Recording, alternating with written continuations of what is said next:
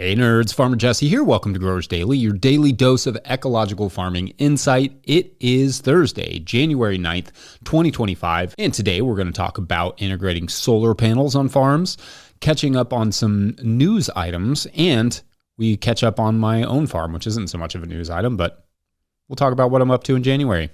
So let's do it.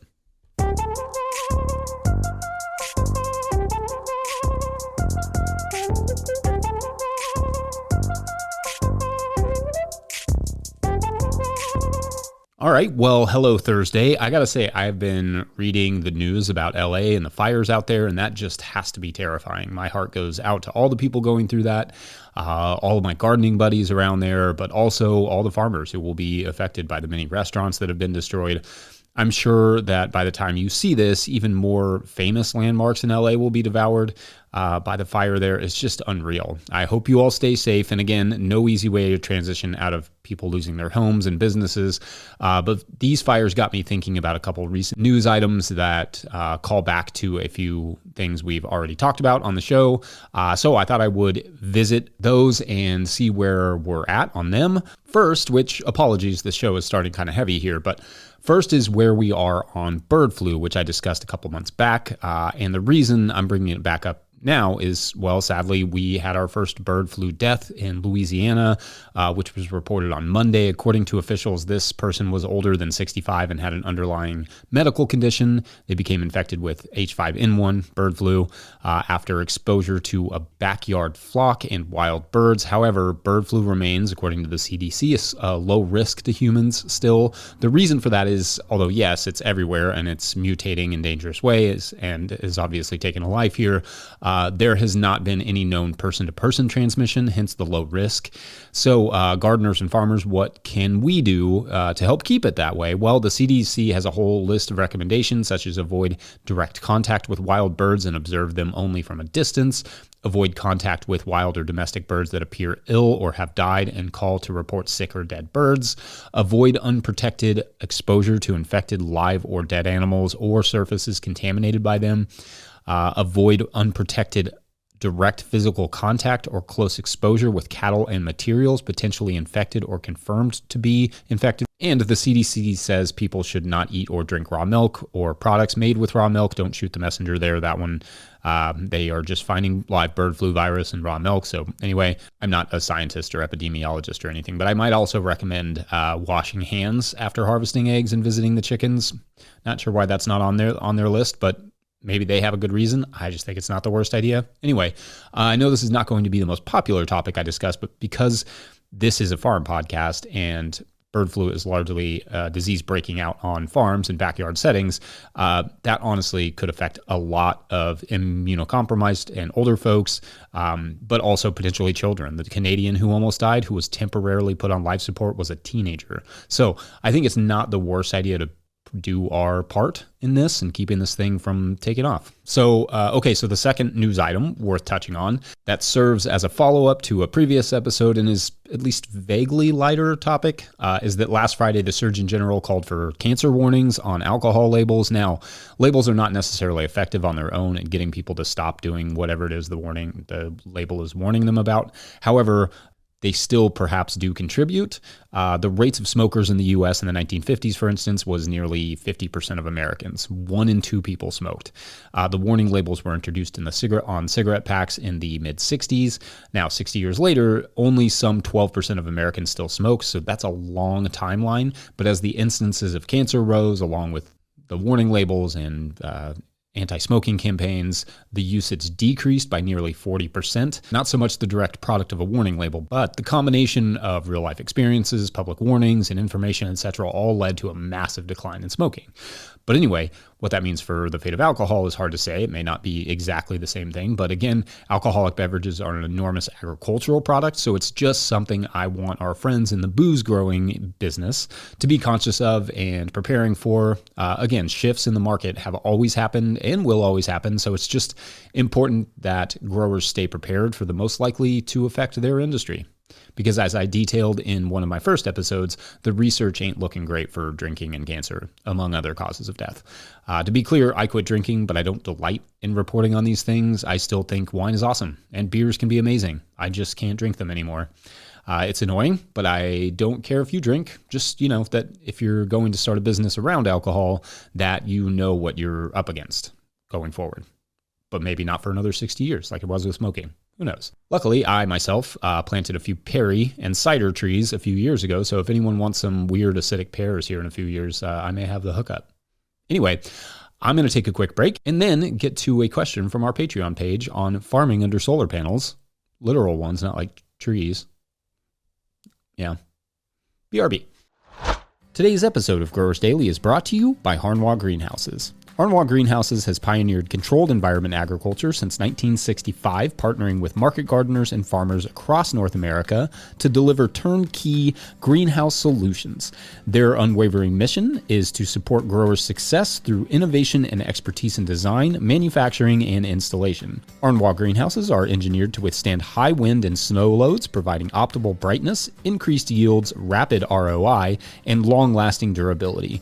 With over 20,000 projects completed, they are more than a manufacturer. They are a trusted partner. Their structures foster sustainable, energy-efficient ecosystems that drive profitable, resilient agriculture. In 2025, Harnwah is introducing a new low-tech, high-tunnel model starting at just $2 per square foot, offering open field growers an accessible entry into controlled environment agriculture. Harnwah Greenhouses, leading the way in turnkey solutions for local growers. Learn more at harnwah.com. That's HARNOIS.com. All right, back to the show. If you, the listener, are enjoying this content, getting even a small amount of value from it, consider supporting our work over at patreon.com/notillgrowers. Does this show bring you $5 worth of value each month? $2? That's how you can guarantee it keeps going. And there are ways to just pay one time, so you don't have to, have another monthly subscription thing as well. Anyway, I will try to get to questions from everywhere questions come in, but I will always get to those Patreon questions. Today's Patreon question is a good one. It comes from Patreon member Casista DVM, who asks, quote, I want to hear about how to incorporate photovoltaics into agriculture, both animal and botanical, without losing much agricultural ability, end quote. Okay, so fun question, Casista, who I think I originally called Casita, so apologies there for being terrible at reading. And they had a separate second question that I will address another time because this one is worthy of its own space here. Okay, so if you, the listener, are like, what now? Photovoltaics just refers to things like freestanding solar panels. Photo meaning from the sun, voltaics obviously meaning inspired by the antics of 18th century French writer Voltaire, or electricity, or both.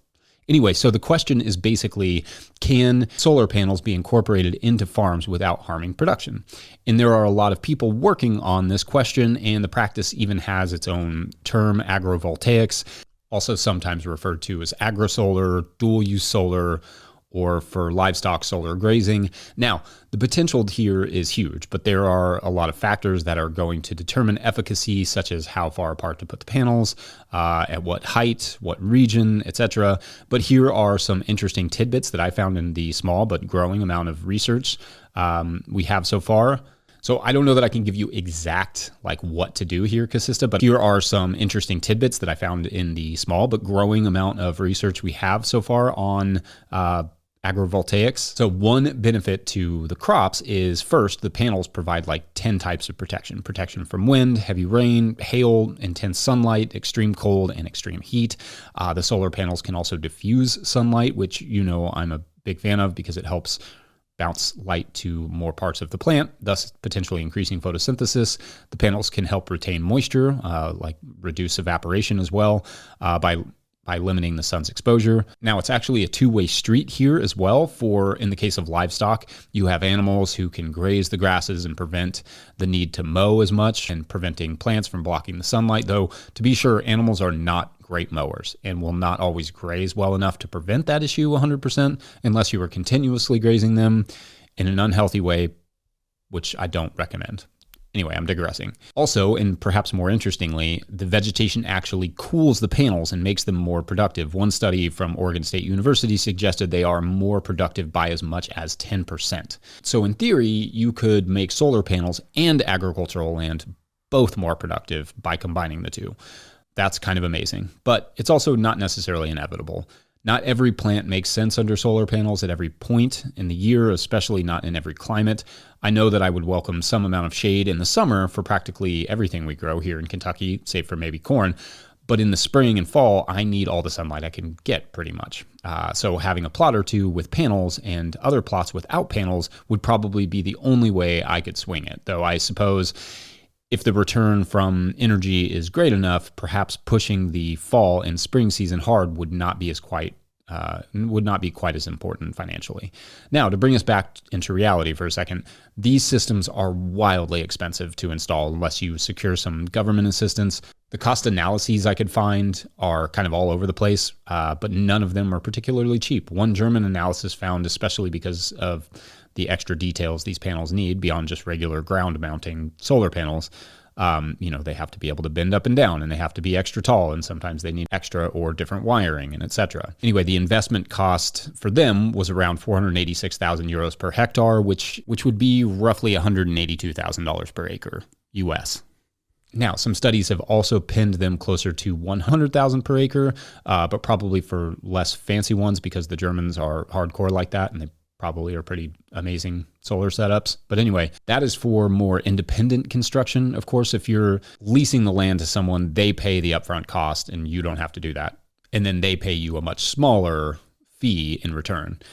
In terms of revenue, there are a lot of factors there, but it could be, according to some estimates, as much as $20,000 to $40,000 per year, which means in theory, it could pay itself back relatively quickly, like over the course of, 5 to 10 years or something. But again, that's in theory.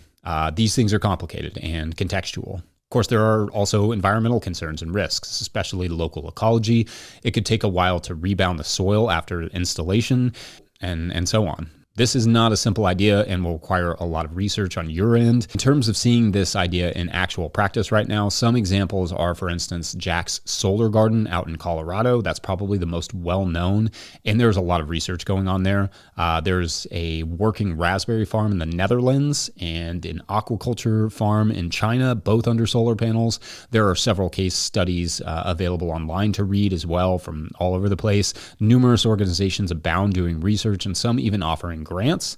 Inspire is one. And again, I will put some links in the show notes for you to be able to find those. This is still a relatively new idea, at least in practice. And some crops will suffer under significant shade, as basically any urban backyard grower can probably attest to.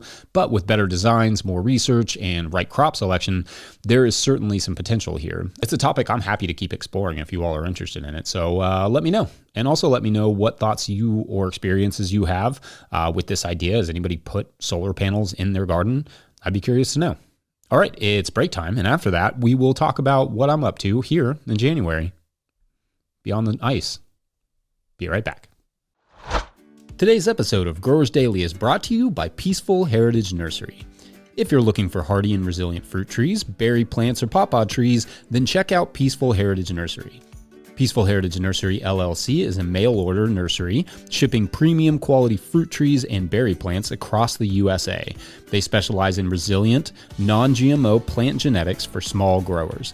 Their diverse selection includes berries, cold hardy figs, passion fruit, gumi, mulberry, and much more. They're famous for their diverse selection of premium quality grafted pawpaw trees. 5-star Google ratings and customer testimonials attest to their commitment to excellence in quality and service. Find them at peacefulheritage.com and join their mailing list. Once again, find them at peacefulheritage.com. Use the promo code NOTILL, all caps, one word, for 10% off your first order. All right, back to the show. Okay, so how about some farm and garden updates from us here in early January? Coming up this week, we are looking at single-digit and even sub-zero temperatures, which for those of you in Celsius land is like beard freezes to ice cold. That's the temperature. And I can do a small amount of work in these temperatures, prepping the tunnel for my first spring plantings, but it's mostly indoor work like sorting seeds and getting my planting schedule together and doing a lot of reading, some of it is related to farming. Also, the ground is still a solid sheet of ice from this week's ice storm and will remain that way for the foreseeable future. For real, like we are expecting more snow on Friday, some calling for 10 or more inches, but who knows? Then again, they're calling for more snow on Monday. I've never actually seen Kentucky with anything akin to snowpack for any amount of time, but that ice storm could lead to a really white winter for us for a while. Not sure how to feel about that. Not sure how it will affect the spring. But luckily, we decided to not go hard at the winter or the early spring, so the pressure is off there. However, I always start to get the itch right around now to get going, even in years where I know I can take it easier. So don't expect me to really hold off very well. We'll see. Garden restraint is not my strong suit. I wish it were, though. That would be helpful. There's so much power and productivity and patience and restraint. I've gotten better about it over the years, but I can't tell you how many times I put stuff out way too early to quote unquote risk it, only to straight up lose it to a cold snap. I certainly don't do that as much as I used to. I've learned that earlier planting is not better than just potting stuff up in the greenhouse and keeping it growing there, waiting for the conditions to get right, or just holding off another week to start something. Sometimes I've found that a certain panic sets in when you feel like, oh, well, I have to sow this or plant that because who knows what the next opportunity I will get will be, when in reality, there's almost always something better I could be doing with my time. One thing about this season for me is that it will be significantly lower pressure than years past. We're going down to just a couple simple, easy outlets, retail and restaurant, with a smattering of other things. So that takes a lot of pressure off the garden. We're also hoping that by freeing up some of that capacity, we can find new ways to help and be a part of our community. That's really important to us, and we're like really debating how to be better about that. But it's not always clear what that looks like. So anyway, once we get to vaguely manageable temperatures where the soil is not frozen, even in the tunnels as it is right now, I'll be sowing our first round of carrots and starting our onions. I can't wait, even though I have to. All right. Well, sending my love to our friends and family and farmers and gardeners and everyone in LA. And I'm going to wrap up this Thursday and start looking at Feedback Friday ideas for tomorrow. Huge shouts to Willie Breeding for the theme music and the team at Notill Growers. Pick up a copy of the Living Soil Handbook or The Seed Farmer by Dan Brisebois over at notillgrowers.com to support our work. Big thank you to everyone over at patreon.com/notillgrowers, where at a certain level, or if you just bump up from one level to another, or you sign up in the month of January, you get a shout out on the show. So big shout outs today to Michelle D. Oh, Michelle's our only one. This is a story about the mentor of April O'Neil. And you get the sense of how she helped prepare April for one day meeting and befriending the Ninja Turtles. You kind of have to be, I imagine, in a very specific headspace for that experience to just take it in stride like she did. Yep. Anyway, hopefully more people sign up tonight for a story tomorrow. We'll see. Otherwise, I appreciate all your support all the time. Thanks for watching and or listening. We will see you tomorrow for Feedback Friday. All right.